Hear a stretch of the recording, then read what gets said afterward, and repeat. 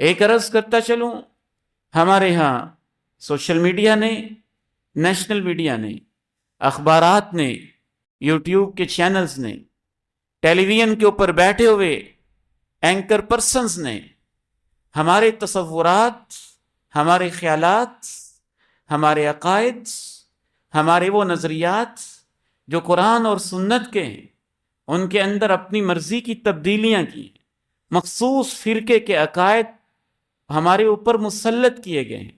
ان کی پروجیکشن کی گئی، ان کو پروموٹ کیا گیا ہے، معاشرے کے اندر ان کو زبردستی گھسیڑا گیا ہے۔ ان میں سے ایک تصور،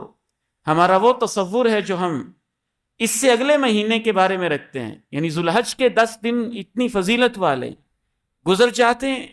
لوگوں کو پتہ بھی نہیں چلتا، نہ وہ بطونی اینکر سامنے آتے ہیں جو محرم میں دن کے اندر 10 گھنٹے 12 گھنٹے لگے رہتے ہیں۔ یہ 10 دن امت کو جمع کرنے والے دن،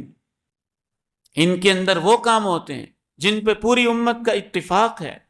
قربانی پہ امت کا اتفاق ہے، عید الاضحیٰ پہ امت کا اتفاق ہے، حج پہ امت کا اتفاق ہے، منا اور عرفات پہ امت کا اتفاق ہے۔ صرف اتفاق عقائد کے لحاظ سے نہیں، عمل کے لحاظ سے بھی اتنا خوبصورت ہے کہ اس کا اظہار ہوتا ہے۔ سفید چادریں پہن لیتے ہیں امت کے ہر فرقے کے لوگ، سفید چادریں پہن کے اپنی زبانیں، اپنا کلچر، اپنی ثقافت سب کچھ چھوڑ کے لبیک اللہم لبیک بیت اللہ میں جمع ہوتے ہیں، منا میں اکٹھے ہوتے ہیں، عرفات میں اکٹھے ہوتے ہیں۔ تو دین کے دشمنوں کو تو یہ اچھا نہیں لگتا کہ ان دنوں کا تعارف ہو،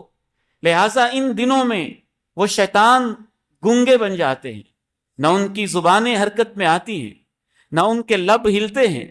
نہ ان کے قلم کو جنبش ملتی ہے، نہ وہ لوگوں کو صحیح حقائق کے بارے آگاہ کرتے ہیں۔ اور یکم محرم سے 10 محرم تک جو ایک مخصوص فرقے کے خاص نظریات ہیں جن کا ہمارے دین سے، قرآن سے، سنت سے کوئی تعلق نہیں ہے، ان کو زبردستی معاشرے کے اندر پھیلایا جاتا ہے اور عام کیا جاتا ہے۔